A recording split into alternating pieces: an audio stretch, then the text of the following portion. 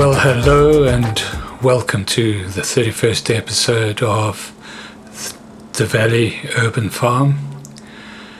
And we start off this episode by getting those raisins that we were missing for the sweet bakery in the last episode. So here we are at the grape production factory and we're going to collect 4 boxes of grapes which are ready, and we'll bring them through to the sweet bakery. 2 of them have been loaded there now. Yeah, that was the only ingredient missing to have full production at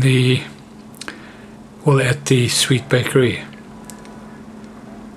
Another 2 boxes here. So we've got quite a bit of apple juice, and we've also got some grape juice that are pretty much ready to go.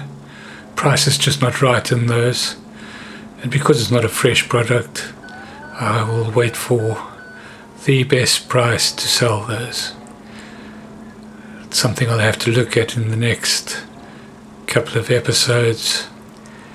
Just maybe build a little bit of a storage area here at the grape producing factory to store the grape juice and the apple juice.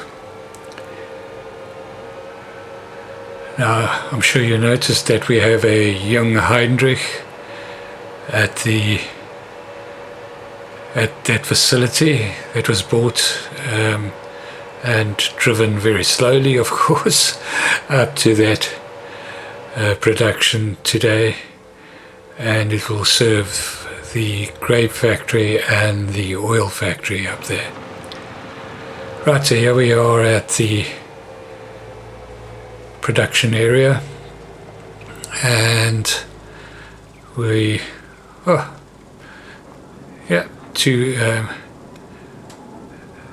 two pallets of bread. We'll take those through to the country store. We'll just get this going, and then we will be creating a farm stall at the front of this production, of this bakery unit, for product to sell to the 2 villages that this production unit sits between. Right, let's have a look there. Yeah, besides having to replenish flour, by the looks of things, we should be fully producing. Getting all tongue-tied with my production units, factories, all the different terminology. Never been great at it. Always seem to develop some sort of mental block while I'm talking, and it doesn't even matter if I have it written down in front of me. In any event, hopefully you've been watching these episodes long enough to know what I mean. It's a bit much to expect, I know, but still. Right, so this is the last bit of flour. I have changed the mill to distribute the flour from now on, so that we don't have these little lapses where we have lots of flour sitting at the mill and not in the bakery producing. So I've done that with a lot of the greenhouses, etc. Put them onto production, just because we're getting to that stage now where we're spending most of the days doing routine, which is fine, which is what it's all about, but it doesn't always make good viewing routine. And every now and again I'll do a warts and all routine episode like I did a couple of episodes ago, just to show you that we are doing it. And the warts and all side I leave that in just so that you know there'll be a few chuckles along the way, if not most of the episode. Right, so we've actually got 3 pallets to go through to the country store. Right, off we go. Let's go and offload these.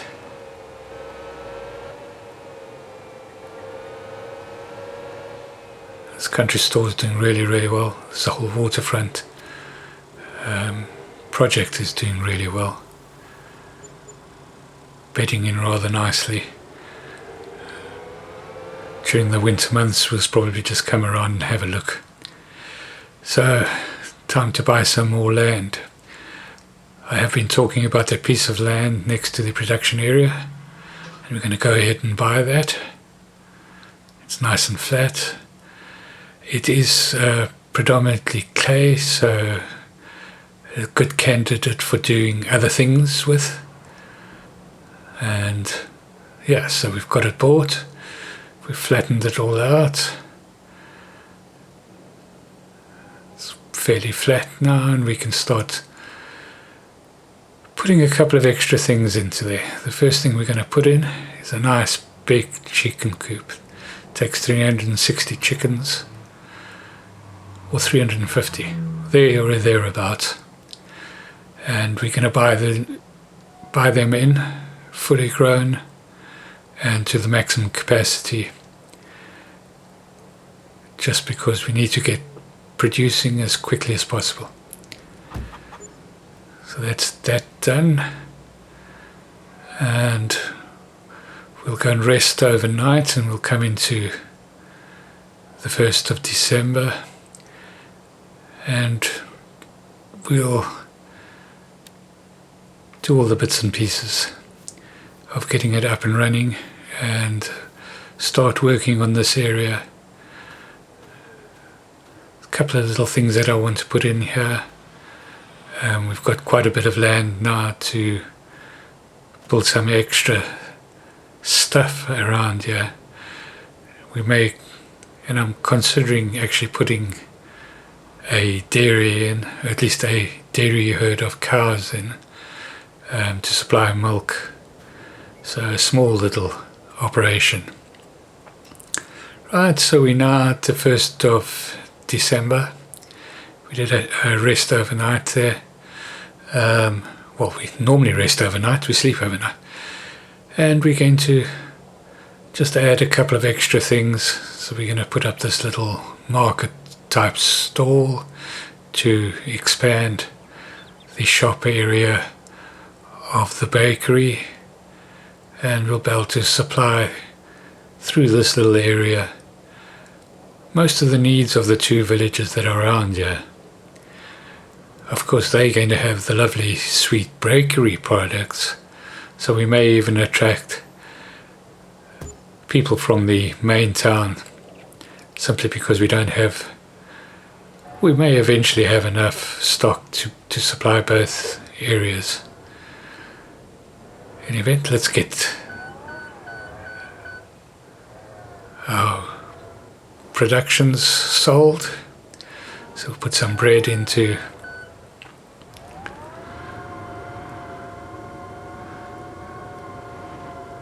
the shop front. We will put up some parking areas in front of this. I've left enough space for customer parking in the front of this production. Get our first chocolate bread, I think it is.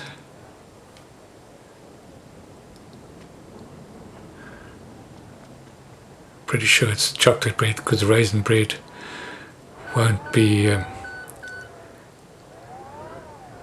won't have produced enough yet, seeing as we've only just put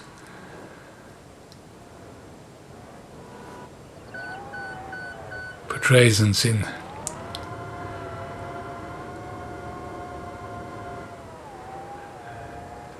Yeah, looks like it's going to be fair income. Yeah, not to be scoffed at. Haven't said that for a while. But yeah, very happy with this now. Starting to make money. Of course, it's not as profitable as it could be at this point in time because we're buying in a lot of the ingredients. But as we go through the next few months, through the winter months, hopefully we'll get a lot of the ingredients. We'll put in a lot of productions to get the ingredients made by ourselves. And that's one of the reasons why I think I'll put a small dairy herd into the area next door just to make us more self-sufficient. I don't think I'll go as far as putting sugar cane and a sugar factory in. I think that'll have to pretty much be bought in, but it shouldn't be too long before we're self-sufficient on eggs, and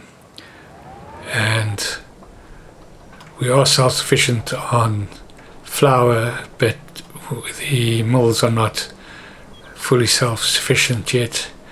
Hopefully in the next summer month or autumn month for the next year, we will have enough from the productions that we've from the lands that we've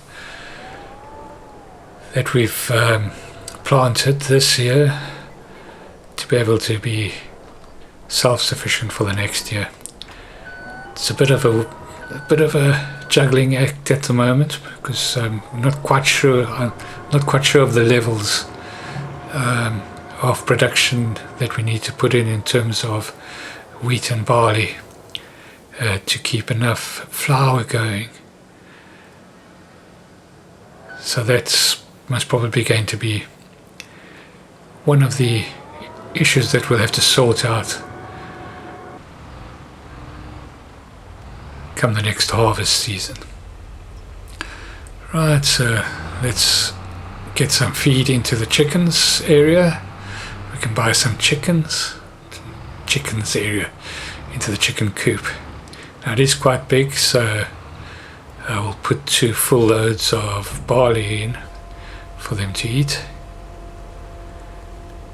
and even that won't quite fill it up, but it'll be around 80% full in terms of feed. Then once we've got enough feed in, we'll get the chicken delivery coming through, and 350 chickens, well 348 chickens and 2 roosters are going to be bought. I don't normally buy the roosters, but I thought, oh, this is a big one, we'll just put 2 in there. It's probably around the right sort of level. I don't know a lot about chicken farming, to be honest.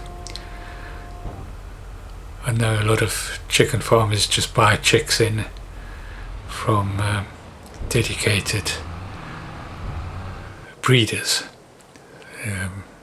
so they don't worry too much about how many roosters to how many chickens. The 2 colourful roosters. I'm sure my neighbours are going to be happy about that. Early morning summer calls. We're far enough away from the towns for it not to be heard, I would think. We'll find out soon enough if they're not happy. Right, so there we go. Get the chickens bought. And there they all are. Oh, happy chickens. Right, so now I'm also going to put in 2 open greenhouses. The first 2 are going to be for cotton production. I'm going to start off with 2 and see how that works over the next couple of months. See if we get enough production from 2 of those to keep the clothing factory fully occupied between them and the sheep. And then I'm going to put in Omatana's little silo mod that automatically replenishes the open greenhouses. It's in there. Now, I forgot to record putting them in, but basically you put as much seed and or whichever products you need to run the open greenhouses, and water of course, and it just automatically replenishes those greenhouses. So there's some seed going in.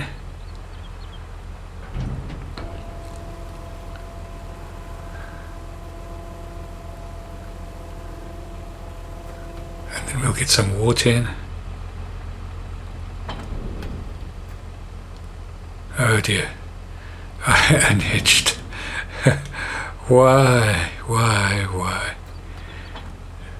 You get distracted and you press the wrong button when you shouldn't even be pressing any buttons.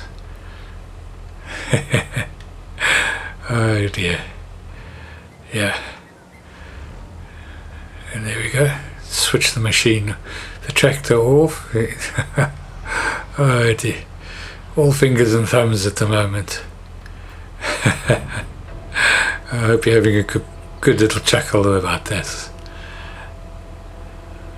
Let's finish off the offloading. Yeah, that's pretty good.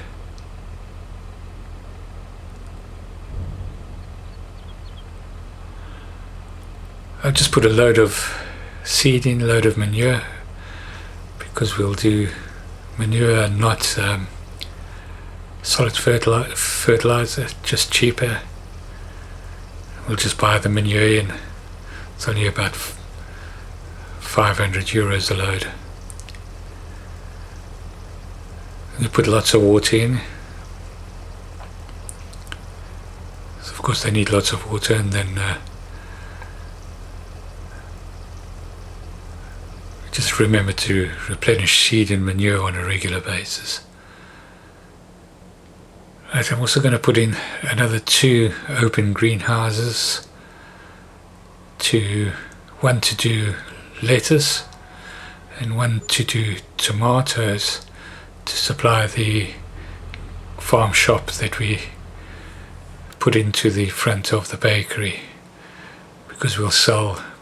And the idea of putting up the gazebos next to the bakery area was so that we can sell some fresh produce there as well. Right, so we got cotton going there, and you can see that the greenhouses have been replenished.